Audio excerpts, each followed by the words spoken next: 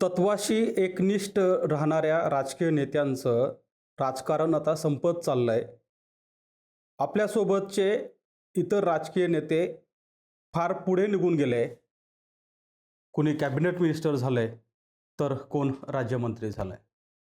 हे विधान आहे प्राजक्त तनपुरे यांचं. खरं तर प्राजक्त तनपुरे जे जयंत पाटलांचे भाचे आहेत, हे विसरलेत की महाराष्ट्राच्या आणि देशाच्या राजकारणामध्ये, राजकीय इतिहासामध्ये इतके बलवान आणि बलाढ्य नेते होऊन गेले की जे आयुष्यभर तत्वाचं राजकारण करत होते.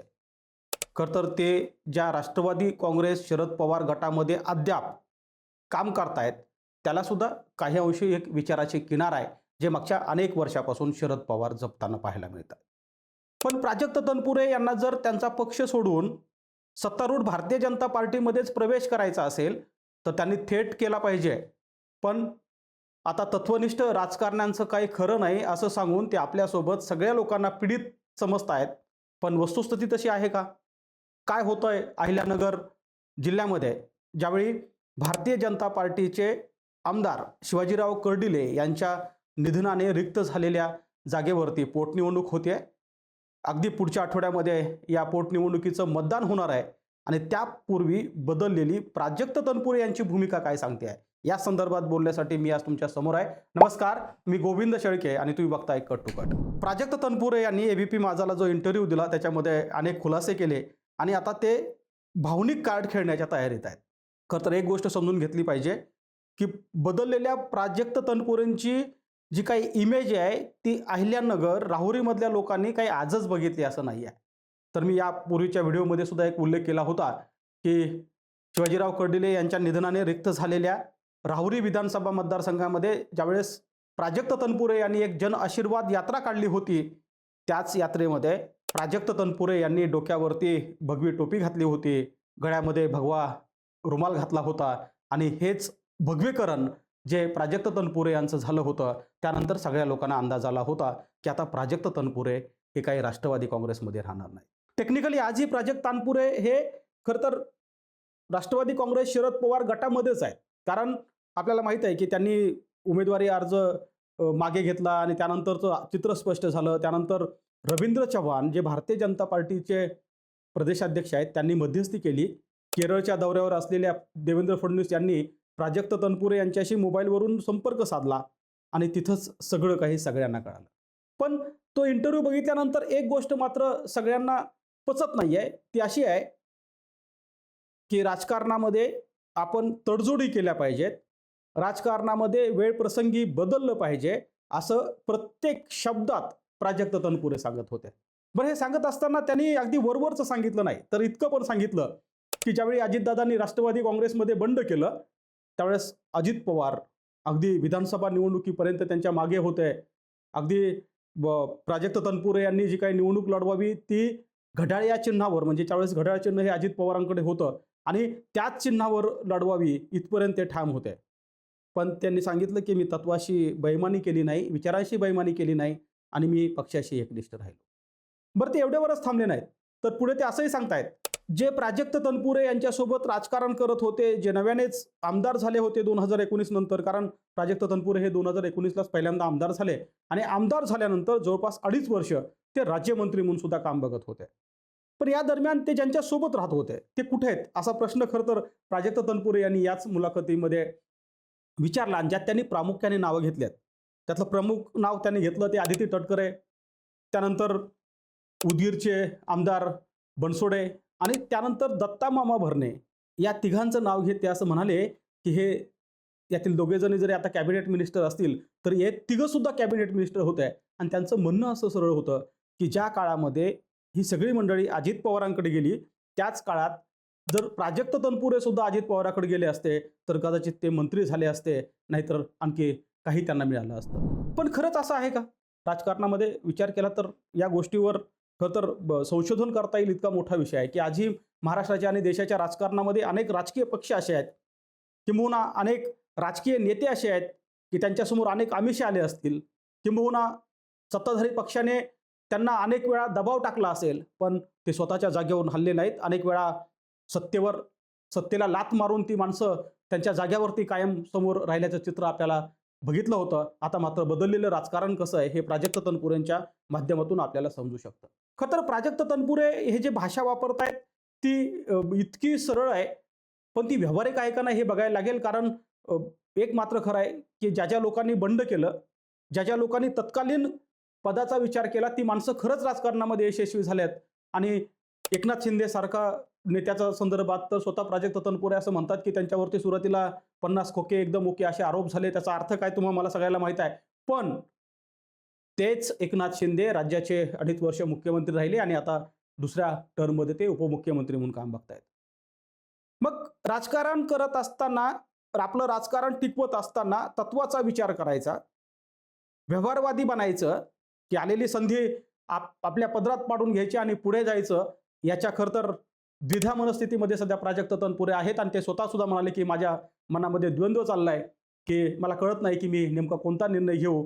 खरं तर 23 तारखेला या संदर्भामध्ये निर्णय घ्यायचा होता. मात्र ते 20 तारखेला आपल्या कार्यकर्त्यांना निर्णय देणार आहेत. कारण आपल्याला माहीत आहे, की प्राजक्त तनपुरे यांचा जो काही आदेश आहे, तो त्या राहुरी विधानसभा मतदारसंघातील लोकांसाठी फार महत्त्वाचा आहे. कारण राहुरी विधानसभा मतदारसंघाची जर रचना किंवा इतिहास तुम्ही बघितला, तर तनपुरे कुटुंबाच्या भोवती राहुरीच्या संपूर्ण राजकारण फिरताना पाहायला मिळत आहे. म्हणजे अगदी राहुरी या शहराचे नगराध्यक्ष म्हणून स्वतः प्राजक्त तनपुरे यांनी काम पाहिलं होतं. अमेरिकेसारख्या देशामध्ये जाऊन त्यांनी शिक्षण घेतल्यानंतर इथं परत आले आणि त्यानंतरचं जे एकूण राजकारण आहे ते राहुरी पंचक्रोशीचं राजकारण स्वतः प्राजक्त तनपुरे बघत होते.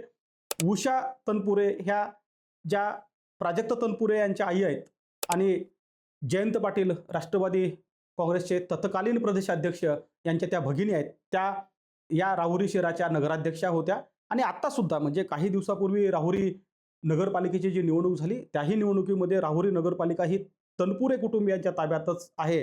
त्यामुळं तनपुरे कुटुंबियांच्या किंबहुना या नेत्याचा जो काही आदेश आहे, तो त्यांचे कार्यकर्ते अगदी मानतायत आणि तो आदेश 20 तारखेला मिळणार आहे. आणि 21 तारखेला मुख्यमंत्री देवेंद्र फडणवीस हे अहिल्यानगरच्या दौऱ्यावरती आहेत. त्याच अक्षय कर्डिले या उमेदवाराच्या संदर्भात सभा होती आणि तिथे स्वतः मुख्यमंत्री देवेंद्र फडणवीस येत आहेत आणि त्या देवेंद्र फडणवीसांच्या व्यासपीठावरती प्राजक्त तनपुरे दिसू शकतील का? आणि जर ते गेले तर मग खरं तर त्यांच्या प्रवेशाची पण आवश्यकता नाही असं कार्यकर्त्यांना वाटतं. कारण असंही प्राजक्त तनपुरे हे शरीराने कायम भारतीय जनता पार्टीसोबत दिसत आहेत. अगदी परवा तर रवींद्र चव्हाण असं म्हणाले, की शरीराने आमच्यासोबत असलेले प्राजक्त तनपुरे आता मनानं सुद्धा आमच्यासोबत आले पाहिजेत. खरं तर तन आणि मनामध्ये फार अंतर राहिलं नाही. आता शरीर आणि मन अगदी एकरूप होतानाचं चित्र पाहायला मिळत आहे. आणि अशा परिस्थितीमध्ये प्राजक्त तनपुरेंनी जी काही मुलाखती दिल्यात त्यामध्ये ते एक व्हिक्टिम कार्ड खेळत आहेत.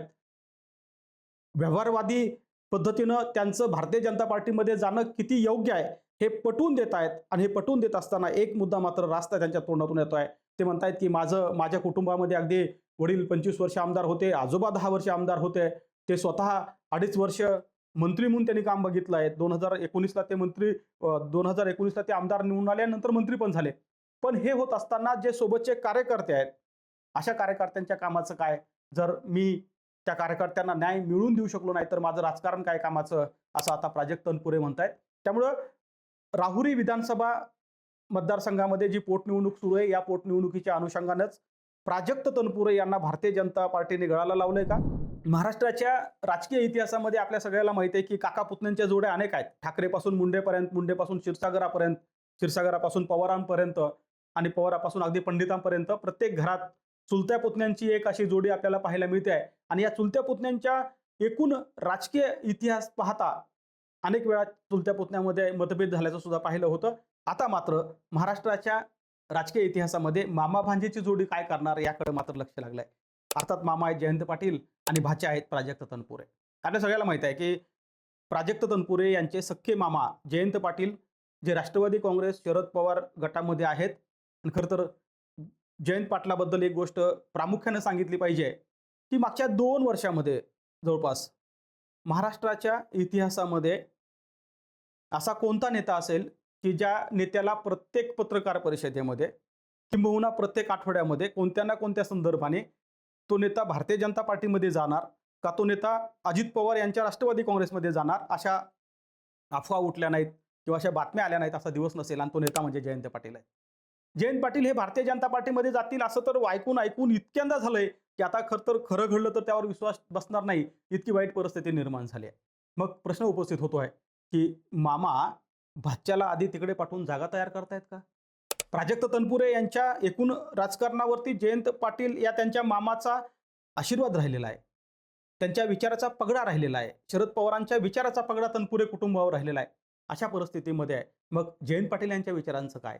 शरद पवारांशी एकनिष्ठ सांगणाऱ्या कुटुंबापैकी तनपुरे कुटुंब होतं आणि आता जी भाषा प्राजक्त तनपुरे बोलतायत त्यानुसार येणाऱ्या काळामध्ये खरंच ते भारतीय जनता पार्टीमध्ये प्रवेश करणार की राष्ट्रवादी काँग्रेस शरद पवार गटामध्ये राहणार हे पाहणं गरजेचं आहे. एक मात्र नक्की आहे की ज्यावेळी तुम्हाला काहीतरी सत्तेकडून मिळवायचं असतं त्यावेळी मात्र तुम्ही आता राजकारणात चांगले दिवस राहिले नाहीत. अगदी राजकारणामध्ये निष्ठा, तत्व, नीतिमत्तेचे दिवस राहिले नाहीत आणि ज्यांनी ती पाळली त्यांचं राजकारणामध्ये काही खरं नाही असं सांगून आता प्राजक्त तनपुरे हे विक्टिम कार्ड खेळत आहेत. मात्र आपल्याला हे बघण्यासाठी अगदी 2-4 दिवस थांबावं लागेल की खरंच प्राजक्त तनपुरे हे मुख्यमंत्री देवेंद्र फडणवीस यांच्या व्यासपीठावर जाणार का आणि अक्षय कर्डिले यांना थेट मदत करा असा आदेश आपल्या कार्यकर्त्याला देणार का हे पाहणं महत्त्वाचं ठरणार आहे. धन्यवाद.